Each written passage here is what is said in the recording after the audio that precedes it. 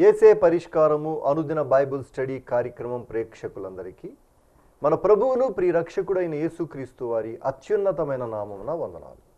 ప్రభువునందు ప్రియ దేవుని బిడ్డలారా, నేటి దినము డాక్టర్ కారుపాటి శ్యామ్సాగర్ గారి ద్వారా బైబిల్ స్టడీలోని వాక్య ధ్యానమును కీర్తనల గ్రంథము నుండి ధ్యానం చేసుకుందాము. మీరందరూ బైబిల్తోనూ నోట్బుక్తోనూ సిద్ధపడి ఉంటే గడచిన ఆదివారము మేము మీకు అందించిన క్విజ్ నెంబర్ 408లోని ప్రశ్నలు, వాటి సమాధానాలు ముందుగా నేను చదువుతానండి. మీరు రాసిన సమాధానాలతో వాటిని సరిపోల్చుకోండి. క్విజ్ నెంబర్ 408 మొదటి ప్రశ్న, దేవుడు మనల్ని ఎప్పటి వరకు నడిపించును? ఈ ప్రశ్నకు సమాధానము మరణము వరకు. రెండో ప్రశ్న, బుద్ధిహీనులు ఎవరిని పోలి ఉన్నారు? ఈ ప్రశ్నకు సమాధానము నశించు జంతువులను. మూడో ప్రశ్న, ఆపత్కాలమున నీవు నన్ను గూర్చి మొర్రపెట్టుము, నేను నిన్ను విడిపించెదను. రిఫరెన్సు వ్రాయండి. ఈ ప్రశ్నకు సమాధానము కీర్తనల గ్రంథము 50వ అధ్యాయము 15వ వచనం. నాలుగో ప్రశ్న, దేవుడు దేనిని అలక్ష్యము చేయడు? ఈ ప్రశ్నకు సమాధానము విరిగి నలిగిన హృదయమును. ఐదో ప్రశ్న, దేవుని మందిరములో కీర్తనాకారుడు దేని వలె ఉన్నాడు? ఈ ప్రశ్నకు సమాధానము పచ్చని ఒలీవా చెట్టు వలె. అలాగే క్విజ్ నెంబర్ 409లోని ప్రశ్నలు కూడా నేను చదువుతున్నాను అండి, తొందరగా రాసుకోవడానికి ప్రయత్నం చేయండి. ఈ క్విజ్ నెంబర్ 409 53వ కీర్తన నుండి 57వ కీర్తన మధ్య ఇవ్వబడిన ప్రశ్నలు. మొదటి ప్రశ్న, దేవుడు లేడని ఎవరు అందురు? దేవుడు లేడని ఎవరు అందురు? రెండో ప్రశ్న, దేనిని చూచి తన కన్ను సంతోషించుచున్నదని దావీదు అనెను? దేనిని చూచి తన కన్ను సంతోషించుచున్నదని దావీదు అనెను. మూడో ప్రశ్న, నీతిమంతులను ఆయన ఎన్నడును కదలనీయడు. రిఫరెన్సు వ్రాయండి. నీతిమంతులను ఆయన ఎన్నడును కదలనీయడు. రిఫరెన్సు వ్రాయండి. నాలుగో ప్రశ్న, తన కన్నీటిని దేవుడు ఎచ్చట ఉంచెనని దావీదు చెప్పెను. తన కన్నీటిని దేవుడు ఎచ్చట ఉంచెనని దావీదు చెప్పెను. ఆఖరి ప్రశ్న, ఐదో ప్రశ్న, యెహోవా కృప ఎంత ఎత్తైనది? యెహోవా కృప ఎంత ఎత్తైనది? ఈ 5 ప్రశ్నలకు సరైన సమాధానాలు రాసి వచ్చే శనివారంలోగా మా కార్యాలయానికి పంపించండి. మీ పేరు, అడ్రస్సు రాయటం మర్చిపోకండి. క్విజ్ రాసే ప్రేక్షకులు 3 విషయాలు జ్ఞాపకం ఉంచుకోవాలి. మీరు క్విజ్ రాసే పోస్ట్ కార్డు ముందు భాగంలో మీ ప్రార్థన మనవులు రాయాలి. వెనక భాగంలో ఖాళీ ప్రదేశంలో పైన క్విజ్ నెంబరు, క్రింద 5 ప్రశ్నలకు సమాధానాలు రాయాలి. అడ్రస్ విభాగంలో డాక్టర్ కారుపాటి శ్యామ్సాగర్ గారు, యేసే పరిష్కారము, వేదరాజు సినిమా హాల్ వద్ద, పత్తేబాద, ఏలూరు అని వ్రాయటం మర్చిపోకండి. క్విజ్ నెంబర్ 408కి మాకు సమాధానాలు రాసిన వారు ఏలూరు పత్తేబాద నుండి వై సరోజిని, ఇజ్రాయిల్పేట నుండి డి నిర్మల, జె స్వర్ణ, లంకపేట నుండి బి మరియమ్మ, బి రాహేలు, శాస్త్రీనగర్ కాలనీ నుండి కొడాలి మోహన్ రావు, ఏఆర్ లైన్స్ నుంచి వి శిఖామణి, అనీషా. మీ అందరికీ యేసే పరిష్కారం కార్యాలయం తరపున ధన్యవాదాలు తెలియజేసుకుంటూ ఉన్నామండి. మీరందరూ సిద్ధపడి ఉంటే డాక్టర్ కారుపాటి శ్యామ్సాగర్ గారు ప్రార్థన చేసి ఈ దినపు వాక్య పరిచర్య చేస్తారు. ప్రభువునందు ప్రియ దేవుని బిడ్డలారా, ఈ దినం ఆదివారం, ప్రభు దినం. ప్రభువును మందిరానికి వెళ్ళి ఆరాధించిన దినం. పరిష్కారం కార్యక్రమంలో మరోసారి ఆరాధన చేద్దాం. ఈ మాసం ఎపిసోడ్ సహకారులు 8 మంది మాత్రమే వచ్చారు. వేసవి ఎంత తీవ్రంగా ఉందో ఆర్థిక అవసరతలు కూడా తీవ్రంగానే ఉన్నాయి. అయితే దేవుని కృప చల్లగా పరిచర్యపైకి వీయాలి. అలా వీచేటువంటి విధంగా మనం ప్రార్థన చేద్దాం. ప్రార్థనకు దేవుడు జవాబిస్తాడు.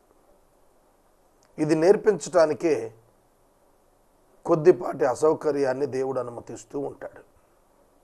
ఈ మాసం ఈ సత్యం వాస్తవం అని మనం నేర్చుకుంటాం. ప్రార్థన చేసుకుందాం. క్విజ్ వ్రాసిన వారిని నేను అభినందిస్తున్నాను. ప్రప్రథమంగా మొదటి కాలంలో క్విజ్ను 100 పైగా ప్రేక్షకులు అటెండ్ చేసేవాళ్ళు.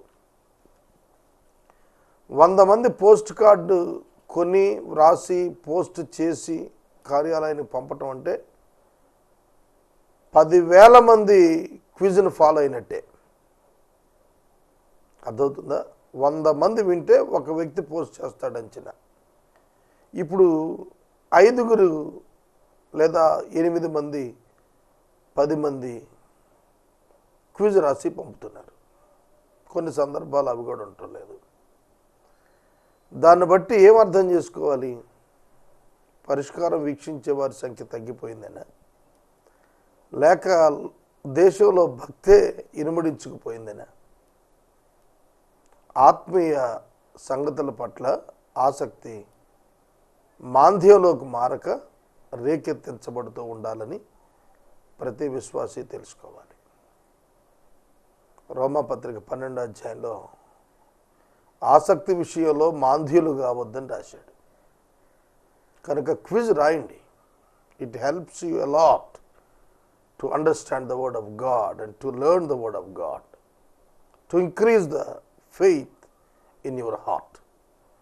వాక్యం నేర్చుకోవటానికి, విశ్వాసం పెంచుకోవటానికి వాక్యాన్ని పఠించడం ఒక్కటే ఆధారం. There is no short cut for this. దగ్గర దారి లేనే లేదు. ప్రార్థన చేసుకుందాం. ఆర్థిక సహకారులను ప్రభువు పంపించి అవసరం తీర్చినట్లు ప్రార్థనలో ఏకీభవించండి. మమ్మలను మిక్కిలిగా ప్రేమిస్తున్న మా ప్రభువు, మీకు వందనములు, స్తోత్రములు, కృతజ్ఞతలు చెల్లిస్తున్నాం. ప్రార్థన ఆలకించువాడా, మాకు జవాబివ్వండి. మా ప్రార్థనలకు మీరు చెవి యొగ్గియే ఉన్నారు, జవాబిచ్చియే ఉన్నారు. విశ్వాసంతో అందుకునే గొప్ప భాగ్యం మాకు కలిగించండి, కృపచేత కలిగించండి. ఈ రాత్రి క్విజ్ రాసిన వారిని దీవించండి, సహకారులను అనుగ్రహించండి. వాక్యం ద్వారా నాతో, మాతో, ప్రాముఖ్యంగా యేసుక్రీస్తు ప్రభువునందు విశ్వాసం ఉంచిన వారితో తేటగా మాట్లాడి వారి విశ్వాసము, నిరీక్షణ స్థిరపరచమని యేసు నామమున వేడుతున్నాము తండ్రి, ఆమెన్. ప్రభువునందు ప్రియ దేవుని బిడ్డలారా, గత రాత్రి సిటీ కేబుల్లో వచ్చిన సాంకేతిక కారణాల వల్ల 15 నిమిషాలు కార్యక్రమం ఆలస్యంగా ప్రారంభమైంది. దాని మూలంగా ఇంటర్ క్యాస్ట్ మ్యారేజ్ అనే అంశం నిబంధన టీవీలో నేను చెప్పినటువంటిది మీలో చాలామంది చూడలేకపోయారు. అందుకే మరలా అదే ప్రసంగం ఇవాళ కూడా రిపీట్ చేయిస్తున్నాను మీకోసం. అదే ప్రసంగం మరలా నిబంధన టీవీలో 9:30 గంటలకు రిపీట్ చేయిస్తాను. ఈ దినం, రేపటి దినం అబద్ధమాడిన పెద్ద మనుషులు అనే అంశం నేను మాట్లాడతాను, బైబిల్లో నుండి మాట్లాడతాను. వాక్య ధ్యానంలోకి వెళదాం. ఈ నోటును మీరు గుర్తించండి. దేవుని యొక్క వాక్యము కీర్తనల గ్రంథం 3వ స్కంధం 82వ సంకీర్తన 5 వచనాలు రాత్రి మనం ధ్యానం చేశాం. సంఘము పనిచేయకపోతే, జాగ్రత్తగా వినాలి, సంఘము పనిచేయకపోతే భూమి మీద దేవుని పని చేసేవారు మరొకరు లేరు. God works through the church only. దేవుడు సంఘము ద్వారా పనిచేయాలని సంకల్పించాడు. దేవుడు లోకములో ఉన్న మనుషులందరినీ వాడుకోగలిగిన వాడు అయినప్పటికీ కూడాను సంఘానికి సువార్తను ప్రకటించేటువంటి బాధ్యత అప్పగించాడు. ఒక అన్యుడు సువార్త ప్రకటన చేయుడు. జాగ్రత్తగా వినాలి. ఒక రక్షణ పొందని వాడు రక్షణానుభవాన్ని గుర్చిన మాధుర్యాన్ని వివరించలేడు. గుడ్డివాడు గుడ్డివానికి త్రోవ చూపలేడు. ఆధ్యాత్మిక అంధుడు మరొక ఆధ్యాత్మిక అంధునికి త్రోవ చూపాలనుకున్న ఇద్దరు గుంటలో పడిపోతారు. గుంట పాతాళం. గుడ్డివాడు అంటే అవిశ్వాసి. కనుక మనుషులను పరలోకానికి చేర్చేటువంటి ప్రక్రియ భూమి మీద దేవుడు తన యందు విశ్వాసం ఉంచిన బిడ్డలకు అప్పగించాడు. ఈ సమాధాన పరిచర్యను మాకు అప్పగించిన దేవునికి కృతజ్ఞతలు అన్నాడు పౌలు గారు. సోదరుడా, సోదరి, church must work on this earth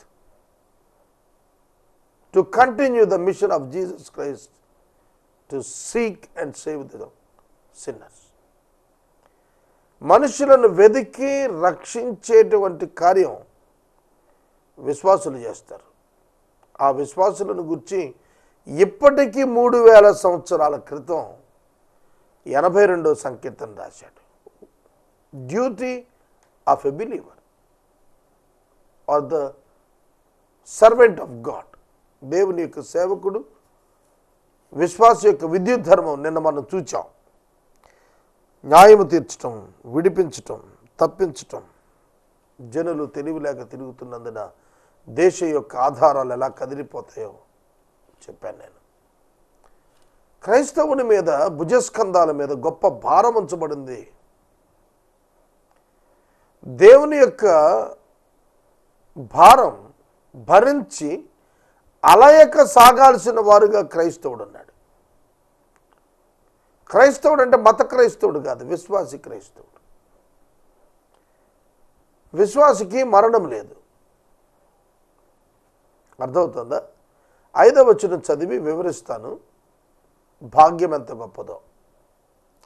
మీరు దైవములనియు మీరందరూ సర్వోన్నతుని కుమారులనియు నేనే సెలవిచ్చి ఉన్నాను.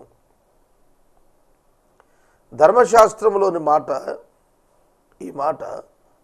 మీరు దైవములనియు, మనం దేవుళ్ళ ఉండటం ఏమిటి? మీరు సర్వోన్నతుని దేవుని కుమారులనియు నేనే సెలవిచ్చాను. అయినను ఇతర మనుషులు చనిపోవునట్లు మీరును చనిపోవుదురు. అధికారులలో ఒకడు కూలునట్లు మీరును కూలుదురు. చూడండి, it is the answer from God for the prayer of Asaph. ఆసాపు ప్రార్థనకు దేవుడు జవాబిస్తున్న మాట ఏమిటంటే, మీరు దైవములు, మీరు సర్వోన్నతులైన దేవుని కుమారులు. దైవములు అనేటువంటి పదం మనం దేవుళ్ళమని కాదు, దేవుని కుమారులమని అర్థం చేసుకోండి. మనిషికి కుమారుడు మనిషి కుమారుడు. ఒక గొర్రెకు బిడ్డ పుడితే అది గొర్రె పిల్ల అవుతుంది. దేవునితో అనుసంధానం చేయబడిన దత్తపుత్రులయ్యాం గనుక సర్వోన్నతుని కుమారులమయ్యాం.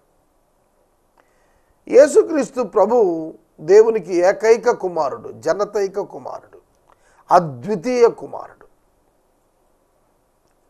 ఆయన వంటి వాడు మరొకడు లేడు. అద్వితీయ అంటే రెండో వాడు అలాంటి వాడు లేడు, ఒకే ఒక్కడు అని అర్థం. ఆ ఒకే ఒక్క కుమారుడైన యేసుక్రీస్తు ద్వారా మనలను కుమారులనుగా స్వీకరించటానికి ఆయన దయాపూర్వక సంకల్పమైంది. యేసుక్రీస్తు ప్రభువు జ్యేష్ఠ కుమారునిగా, ఆయన వెంబడి మనలను కుమారులనుగా స్వీకరించడానికి దేవుని యొక్క ప్రణాళిక ఉన్నది. యేసుక్రీస్తు ప్రభువును ఈ లోకానికి దేవుడు పంపినప్పుడు ఎందరు ఆయనను అంగీకరించిరో వారందరికీ దేవుని కుమారులు అగుటకు ఆయన అధికారము అనుగ్రహించెను. యోహాను సువార్త 1వ అధ్యాయము 12వ వచనము. యోహాను సువార్త 1వ అధ్యాయము 12వ వచనం. తనను ఎందరు అంగీకరించిరో వారికి అందరికీ, కొందరికి కాదు, కొన్ని మతాలకు కాదు, కొన్ని ప్రాంతాలకు కాదు, కొన్ని జాతులకు కాదు, అందరికీ, విశ్వసించిన వారు అందరికీ, అనగా ఆయన నామమునందు విశ్వసించిన వారికి, అంగీకరించిన వారికి దేవుని పిల్లలగుటకు దేవుడు అధికారమును అనుగ్రహించెను. God given authority. దేవుడే అధికారం ఇచ్చాడు. ఏమిటో తెలిసిన, మీరు దేవుని పిల్లలు, మీరు దేవుని పిల్లలు. దేవుని పిల్లలు అంటే ఏమిటి? People of God, children of God అంటే ఏమిటి? ఆయన స్వభావము ధరించుకున్నవారు, ఆయన వలె శాశ్వతముగా నివసించబోతున్నవారు. అర్థమవుతుందా? సర్వోన్నతుని దేవుని కుమారుడా అని మార్కు సువార్త 5వ అధ్యాయంలో దెయ్యాలు బిగ్గరగా ఏడ్చి పలికాయి యేసు ప్రభుని. యేసు, సర్వోన్నతుడైన దేవుని కుమారుడా, మాతో నీకేం పని? యేసు, సర్వోన్నతుడైన దేవుని కుమారుడా. ఏమిటి యేసు సర్వోన్నతుడైన దేవుని కుమారుడు అంటే? దేవుని నుండి వచ్చినవాడు. అర్థమవుతుందా? దేవుడై ఉన్నవాడు, దేవుని నుండి వచ్చినవాడు, దేవుడై ఉన్నవాడు, దేవుని గుణలక్షణములను కలిగిన వాడు, శాశ్వతమైనటువంటి జీవం కలిగిన వాడు. ప్రకటన గ్రంథం 1వ అధ్యాయం 18వ వచనంలో అంటాడు, ఇదిగో నేను మృతుడనైతిని గాని యుగ యుగములకును సజీవుడనై ఉన్నాను అన్నాడు. సజీవుణ్ణి మీరు మృతులలో ఎలా వెతుకుదురు? సజీవుడు యేసుక్రీస్తు. ఆయనకు మరణం లేదు. అర్థమవుతుందా? మరణము ఆయనను పట్టి బంధించజాలదు. పాపరహితుడైన కనుక సర్వోన్నతుడైన దేవుని కుమారుడైన యేసుక్రీస్తు నందు విశ్వాసం ఉంచిన వారికి, అంగీకరించిన వారికి దేవుడు ఏం చేశాడట? తన పిల్లలవటానికి అధికారాన్ని అనుగ్రహించాడట. కనుక దైవములు అంటే అర్థం ఏమిటంటే, యేసుక్రీస్తు నందు విశ్వాసం ఉంచినటువంటి వారు మనుషులలో ఉన్నప్పటికీ మనుషుల నుండి ప్రత్యేకించబడిన వారై దేవుని పిల్లలవుతున్నారు. అందరూ మానవజాతంతా దేవుని పిల్లలేనా? దేవుని సృష్టి. మనుషులంతా దేవుని సృష్టి. దేవుని సృష్టిలో ఆది మానవుడైన ఆదాము పాపము చేయటం ద్వారా దేవునికి దూరమైన తరువాత పుట్టిన మానవ జాతి ప్రభువైన యేసుక్రీస్తు విశ్వాసం ద్వారా తిరిగి దేవునితో అనుసంధానం చేయబడి దేవుని పిల్లలవుతారు. ఇది ప్రణాళిక. ఇదే దేవుని యొక్క ఏర్పాటు, చిత్తము. అందరూ అంతటా మారు మనసు పొందాలని ఆయన ఆజ్ఞాపిస్తున్నాడు. ఎందుకంటే పిల్లలారా వెనుకకు తిరిగి రండి.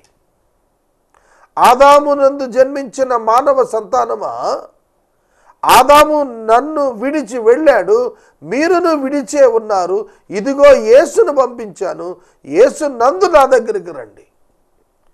ఆదామునందు దూరమైన మనుషులారా, యేసునందు నా దగ్గరికి రండినే సువార్త ఆహ్వానం ద్వారా దేవుడు మానవులను తన యొద్దకు పిలుస్తున్నాడు. రక్షింపనేరకుండానట్లు నా హస్తము కురచ కాలేదని సందేశం ఇచ్చి మరి ఆయన పిలుస్తున్నాడు. భూదిగంత నివాసులారా రండి అని పిలుస్తున్నాడు. సర్వలోక నివాసులారా రండి అని పిలుస్తున్నాడు. అందుకే సువార్త సందేశం మార్కు 16:15 మీరు సర్వలోకమునకు వెళ్ళి సువార్తను ప్రకటించండి. ఏమిటా సువార్త? రండి, దేవుని పిల్లలు అవ్వండి. That is the gospel. దేవునికి దూరం అయిపోయిన మానవులారా, పాప కారణముగా మానవులారా మీరు దేవునికి దూరం అయ్యారు, ఈ పాపాన్ని యేసు తొలగించారు కనుక, పాప శిక్ష నుండి మిమ్మల్ని యేసు తొలగించారు కనుక రండి, విశ్వాసం ఉంచండి, తిరిగి దేవునితో అనుసంధానం కండి, దేవుని బిడ్డలుగా మారండి. అథారిటీ దేవుడిచ్చాడు, రమ్మన్నాడు. ఒక శాసనం దేవుడు చేశాడు, అప్లై చేస్తాను రమ్మన్నాడు. అయినను ఇతర మనుషులు చనిపోయినట్లు మీరు చనిపోవద్దు. శాశ్వత జీవం పొందినటువంటి విశ్వాసులు భౌతిక మరణాన్ని పొందుతారు. యోహాను సువార్త 11వ అధ్యాయంలో యేసుక్రీస్తు ప్రభువారు మరియా మార్తలతో చెప్పినటువంటి మాటలు గనుక మీరు గమనించినట్లయితే, అందుకు యేసు, మార్కు 11:25, పునరుత్థానమును జీవమును నేనే, నా యందు విశ్వాసముంచిన వాడు చనిపోయినను బ్రతుకును, నా యందు విశ్వాసముంచిన వాడు చనిపోయినను బ్రతుకును, బ్రతికి నా యందు విశ్వాసముంచువాడు ఎన్నటికి చనిపోడు అను ఈ మాట నమ్ముచున్నావా అని ఆమెను అడిగాను. అందుకు ఆమె, అవును ప్రభువా, నీవు లోకమునకు రావలసిన దేవుని కుమారుడు. అర్థమైందా? సర్వోన్నతుడైన దేవుని కుమారుడైన దైవ కుమారుడైన యేసుక్రీస్తు ద్వారా మనుషులను మరణము నుండి విడిపించి తన బిడ్డలుగా, తన కుమారులుగా స్వీకరించటానికి దయాపూర్వక సంకల్పం సృష్టికి పూర్వం, జగత్తుకు పూర్వం, పునాదికి పూర్వం చేసిన దేవుడు చెబుతున్నాడు, విశ్వాసులారా మీరు ఇతర మనుషుల వలె చనిపోతారు. అందరూ అనుకుంటున్నారు పుట్టినవాడు గిట్టక మారడు, పుట్టినవాడు గిట్టక మారడు అంటున్నారు. కానీ విశ్వాసి గిట్టినను మరల తిరిగి జీవిస్తాడు. భౌతిక మరణము దేవుడు విశ్వాసుల కొరకు ఇచ్చిన దైవ కృప. ఇది చాలామందికి అర్థం కావాలి. ఆదికాండ 3వ అధ్యాయంలో ఆదాము పాపము చేసి ఒంటరి వాడై శ్రమపడుతూ చెమటోడుస్తూ బతకాల్సిన ఆదాము, వయస్సు కౌంట్ అయిన ఆదాము అలాగున తీర్పు దినం వరకు బ్రతికొండకుండా, ప్రభు వచ్చే దినం వరకు బ్రతికొండకుండా, క్రీస్తు మొదటి రాకడలో వచ్చే వరకు, రెండవ రాకడలో వచ్చే వరకు ఆ శ్రమలో నుంచే బతికి పాసానవ్వకుండా దేవుడు అతనికి ఒక భౌతిక మరణం అనే కృపావరాన్ని ఇచ్చాడు. ఆ భౌతిక వరం ఇవ్వకపోతే, భౌతిక మరణం ఆదాముకు దేవుడు ప్రకటించకపోతే, విన్నారా, ఆదామునకు దేవుడు ప్రకటించకపోతే ఆ భౌతిక మరణం ఇప్పటికీ అదే స్థితిలో బతికుండేవాడు, రెక్కాడితే కానీ డొక్కాడని స్థితిలో. ఆధ్యాత్మిక రక్షణ వచ్చినప్పటికీ కూడా క్రీస్తునందు శరీరంలో ఉన్నంత కాలం తీర్పు జరిగే వరకు కూడాను ఆ విధంగా ఉండాల్సింది. అందుకే దేవుడు అతని యొక్క ఆయుష్ను తగ్గించాడు. దేవుడు ఎంత ప్రేమ గలవాడో తెలుసా? మొట్టమొదటి జనరేషన్స్లో 900, 800, 700 సంవత్సరాలు ఆయుష్ ఇచ్చిన దేవుడు మోషే కాలానికి వచ్చేటప్పటికి 70 లేదా 80 అని డిక్లేర్ చేశాడు. అర్థమవుతుందా? ఇప్పుడు 70 సంవత్సరాలు, 80 సంవత్సరాలు అధిక బలం ఉంటే ఆ తర్వాత ఎంత పర్సెంటేజ్ బతుకుంటున్నారు? శతాధిక వృద్ధుడు మృతి అనేసారు ఈ మధ్యన. ఎక్కడ ఒక్కడ కనిపిస్తాడు, ఎక్కడో ఒకడు. ఎందుకు కనిపిస్తాడో తెలుసా? వాక్యం యొక్క నెరవేర్పు. అయినను ఆయాసమే, దుఃఖమే అనేది తెలియటానికి అలాంటి వాడు బతికిస్తాడు దేవుడు. కనుక మనుషులు చనిపోయినట్టే చనిపోతారు, కానీ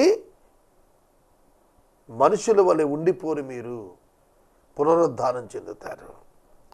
కనుక ఇతరులు చనిపోయినట్టు చనిపోతారు, అధికారులలో ఒకడు కూలినట్టు మీరు కూలుతారు. అవును, యుద్ధంలో విశ్వాసులు చనిపోరా? యాక్సిడెంట్స్లో విశ్వాసులు చనిపోవటం లేదా? విశ్వాసులు హత్య చేయబడి చంపబట్టడం లేదా? విశ్వాసులు హతసాక్షులు చేయబడి చంపబట్టడం లేదా? విశ్వాసులు అనారోగ్యంతో చనిపోవటం లేదా? మనం చనిపోతాం, అందరి వలె చనిపోతాం, కానీ అందరి వలె పాతాళ వశం కాము. ప్రభు మనల్ని తిరిగి తీసుకొని వస్తాడు. మహిమ శరీరాలకు మనలను మారుస్తాడు. మంటి శరీరాలను మహిమ శరీరానికి మార్చి మనల్ని తీసుకొని వస్తాడు. పాత నిబంధనలో అదే విశ్వాసము, కొత్త నిబంధనలో అదే విశ్వాసము. మృతుల పునరుత్థానము. దేవాలయము భూమికి తీర్పు తీర్చుము, అన్యజనులందరూ నీకే స్వాస్థ్యముగా ఉందురు. 8వ వచనంలో చర్చిని గురించి ఓల్డ్ టెస్టిమెంట్ బిలీవర్స్ డిక్లేర్ చేస్తున్నారు. అన్యజనులు అందరూ అన్నారు, కొందరు కాదు. అన్యజనులు అందరూ నీకు స్వాస్థ్యంగా ఉంటారంటే మేము ఎట్లా నీకు స్వాస్థ్యమో అన్యుల్లో నుండి కూడా స్వాస్థ్యం రాబోతోంది దేవా. We recognized that the gentile salvation is true. అన్యులు రక్షణ పొందుతారు అనేది నీ ప్రణాళికలో ఉన్నది మేము నమ్ముతున్నామన్నాడు ఆనాడు ఆసాపు 3000 సంవత్సరాల క్రితం. కానీ ఈనాడు చాలామంది క్రైస్తవులకి సత్యం తెలియదు. చాలామంది క్రైస్తవులు అనుకుంటున్నారు మతపరమైన క్రైస్తవ్యం అడాప్టెడ్ బై గాడ్, దేవుడు అంగీకరిస్తాడు అనుకుంటున్నారు. లేదు, నువ్వే మతం, కులం, జాతి, వర్గమైనా నీ రక్షణ క్రీస్తు యేసునందు విశ్వాసం చేతే. అంతే తప్ప నువ్వు పుట్టుకతో క్రైస్తవుడు అయితే పరలోకానికి పోవు. ఇవాళ చాలామంది అభ్యంతరపడుతున్నారు. ఇంకా మాట్లాడాల్సింది చాలా ఉంది, సమయం అయిపోయింది. ఈరోజు క్విజ్ ప్రసారం చేసుకుందాం మనం. అన్యజనులందరూ నీకే స్వాస్థ్యముగా ఉందురు. రేపటి వాక్య ధ్యానంలో 83వ సంకీర్తన ప్రారంభించుకుందాం. ఎపిసోడ్ సహకారులు ఈ మాసంలో 15 దినాలకు పైగా లేరు. అయినా ప్రభు కృప చూపగల సమర్థుడని రుజువు చేస్తాడు. ప్రార్థించమని మనవి చేస్తున్నాను. క్విజ్ రాసిన వారిని అభినందిస్తున్నాను. మనము ఇంతవరకు డాక్టర్ కారుపాటి శ్యామ్సాగర్ గారి ద్వారా బైబిల్ స్టడీలోని వాక్య ధ్యానమును కీర్తనల గ్రంథము నుండి ధ్యానం చేసుకున్నాం. ఈ కార్యక్రమం ద్వారా మీరు పొందుకునుచున్న ఆత్మీయ మేలులు ఒక ఉత్తరం ద్వారా మాకు తెలియచేయండి. మీ ప్రార్థనా మనవులు మాకు తెలియచేస్తే ఏసే పరిష్కారం కార్యాలయంలో ఏర్పాటు చేసిన ప్రత్యేక ప్రార్థనా శిబిరంలో మీ కొరకు ప్రార్థిస్తాం. మీ కుటుంబ పక్షముగా ఒక ఎపిసోడ్ ప్రసారం చేయాలనుకున్న మాకు తెలియచేస్తే మా సిబ్బంది మీ గృహాలను దర్శిస్తారు. క్విజ్ నెంబర్ 409లోని ప్రశ్న మరోసారి చదువుతున్నాను, తొందరగా వ్రాసుకోవడానికి ప్రయత్నం చేయండి. ఈ క్విజ్ నెంబర్ 409 53వ కీర్తన నుండి 57వ కీర్తన మధ్య ఇవ్వబడిన ప్రశ్నలు. మొదటి ప్రశ్న, దేవుడు లేడని ఎవరు అందురు? దేవుడు లేడని ఎవరు అందురు? రెండో ప్రశ్న, దేనిని చూచి తన కన్ను సంతోషించుచున్నదని దావీదు అనెను? దేనిని చూచి తన కన్ను సంతోషించుచున్నదని దావీదు అనెను? మూడో ప్రశ్న, నీతిమంతులను ఆయన ఎన్నడును కదలనీయడు. రిఫరెన్సు వ్రాయండి. నీతిమంతులను ఆయన ఎన్నడును కదలనీయడు. రిఫరెన్సు వ్రాయండి. నాలుగో ప్రశ్న, తన కన్నీటిని దేవుడు ఎచ్చట ఉంచినని దావీదు చెప్పెను. తన కన్నీటిని దేవుడు ఎచ్చట ఉంచెనని దావీదు చెప్పెను. ఆఖరి ప్రశ్న, ఐదో ప్రశ్న, యెహోవా కృప ఎంత ఎత్తైనది? యెహోవా కృప ఎంత ఎత్తైనది? ఈ 5 ప్రశ్నలకు సరైన సమాధానాలు రాసి వచ్చే శనివారంలోగా మా కార్యాలయానికి పంపించండి. మీ పేరు, అడ్రస్సు రాయటం మర్చిపోకండి.